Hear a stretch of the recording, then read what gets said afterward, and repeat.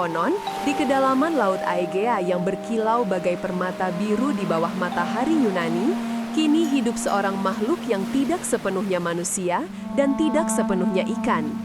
Orang-orang menyebutnya Tessalonike, sang putri duyung abadi, penjaga lautan, penjaga rahasia, dan penjaga nama besar Alexander.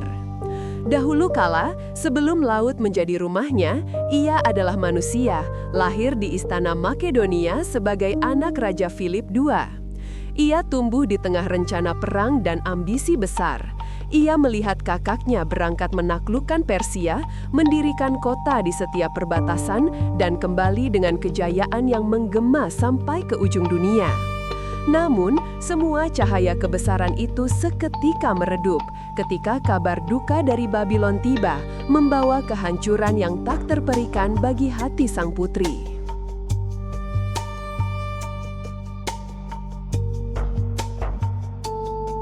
Kekayaan Kekaisaran Makedonia bagi dirinya selalu berpusat pada satu nama, Alexander. Namun, ketika kabar mematikan datang bahwa Alexander Agung, sang pemimpin legendaris, telah wafat jauh di Babylon, dunia Tessalonike runtuh seketika.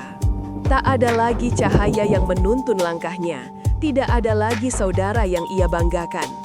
Ia menangis, bukan hanya berhari-hari, namun berbulan-bulan. Tangisan yang merobek langit, tangisan yang membanjiri istana. Tak seorang pun di Makedonia yang mampu menenangkan hati sang putri yang hancur itu. Ia tenggelam dalam duka yang tak terperi. Tetapi penderitaan Tessalonike tidak berakhir dalam kesedihan. Penderitaan itu memuncak bukan karena duka, melainkan karena pengkhianatan keji. Ia dibunuh. Tragisnya, pembunuhnya adalah putranya sendiri, Cassander, dalam perebutan tahta yang haus darah dan ambisi. Rakyat Makedonia, mereka menolak percaya. Mereka menolak menerima bahwa kisah sang putri tercinta berakhir di tangan manusia yang begitu keji. Mereka percaya, mereka yakin bahwa para dewa laut yang agung mendengar setiap tetes air mata yang ia tumpahkan.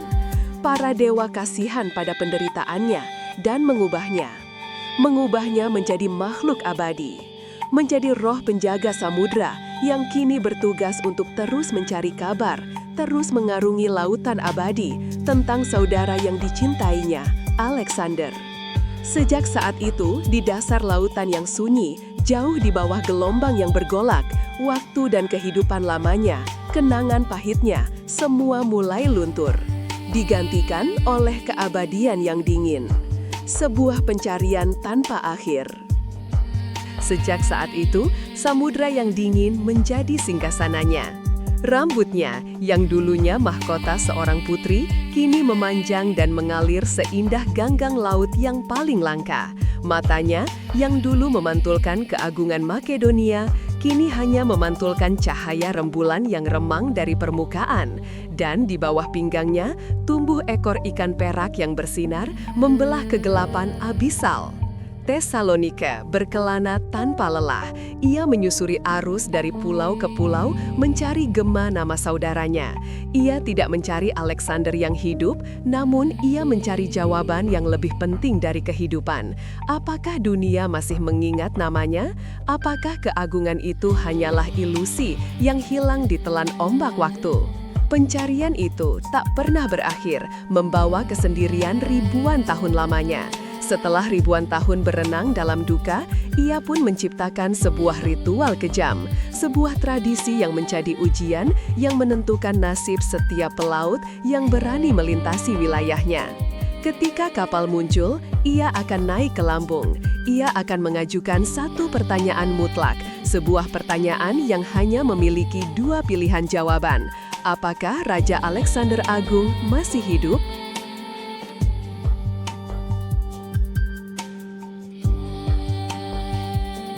Para pelaut yang menyaksikannya terdiam di geladak.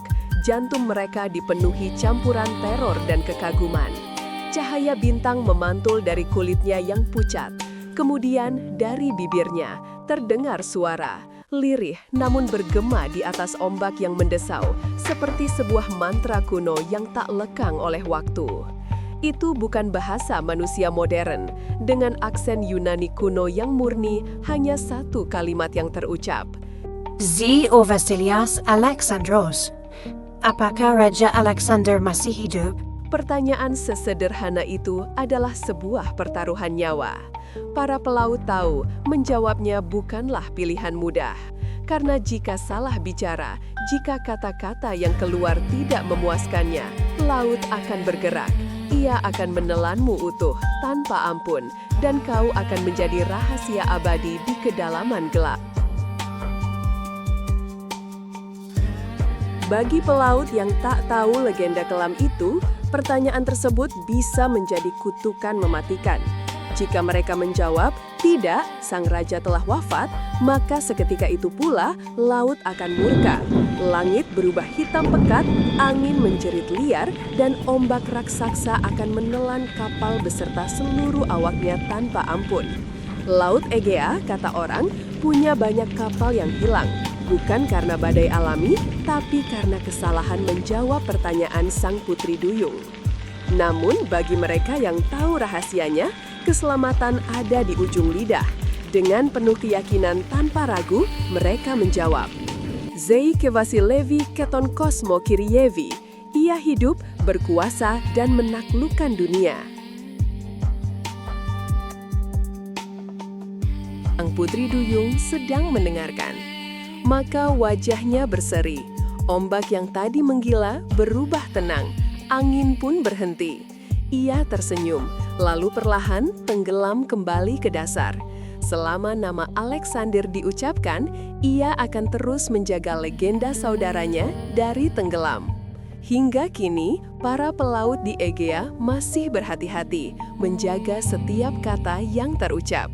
Karena di bawah sana, sang putri duyung penjaga raja tetap mendengarkan.